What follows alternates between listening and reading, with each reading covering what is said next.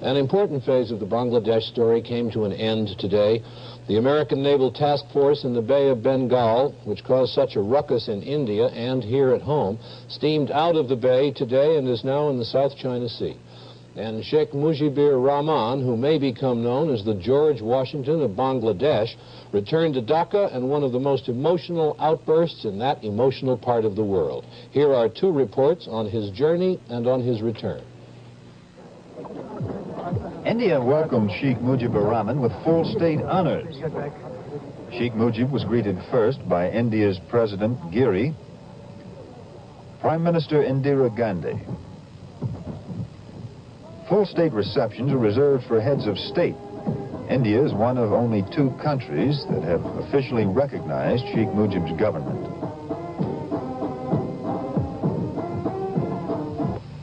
I go back now to free, independent, sovereign Bangladesh. I go back, not with any hatred in my heart for anyone, but with the satisfaction that truth at last triumphed over falsehood, sanity over insanity, courage over cowardice, justice over injustice, good over evil. Joy, Bangla, joy, Hind.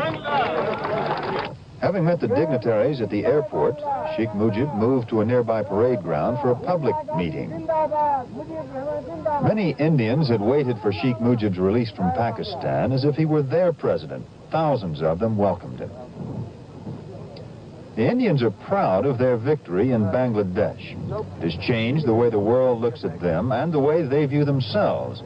In honoring Sheikh Mujib, the Indians were also celebrating their role in helping secure his freedom. The Indian government had planned an extensive schedule, but Sheikh Mujib cut it short. He left after only 2.5 hours. He said he was in a hurry to get home. Jack Paxton, NBC News, New Delhi. This moment was the culmination of a 22-year struggle by Sheikh Mujibur Rahman for a separate Bengali nation. He has been thrown in jail at least a half-dozen times for his activities. Now he was home in Dhaka, the leader of an independent Bangladesh. His people shouted their adoration. On the airplane ramp, engulfed in well-wishers and flowers, he covered his eyes for a moment, overcome by the emotion of the occasion. Security at the airport was tight, with only a few hundred leading citizens allowed on the tarmac, and hundreds of thousands of other Bengalis who wanted to see him kept outside in the streets. But as soon as the Sheikh appeared, the security broke down and he was swamped.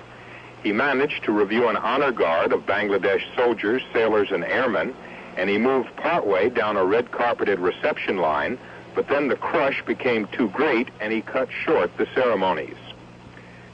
Sheikh Mujib climbed into an open truck for his motorcade through the streets. Dozens of young men, some of them guerrilla fighters in the war, tried to climb in with him. As many as 1 million people jammed the streets to cheer their leader, shouting, "Long live Bangladesh" and "Long live Sheikh Mujib."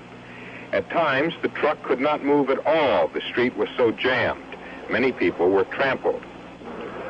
Obviously, Sheikh Mujibur was first in the hearts of his countrymen as he began his presidency. However, when the celebrations end and he starts to run the government, he will face economic, political, and diplomatic problems so enormous they will test even his great popularity. He may find, as other revolutionary heroes have discovered, that it was easier to create a new nation than it is to make it work. Ron Nesson, NBC News, Dhaka.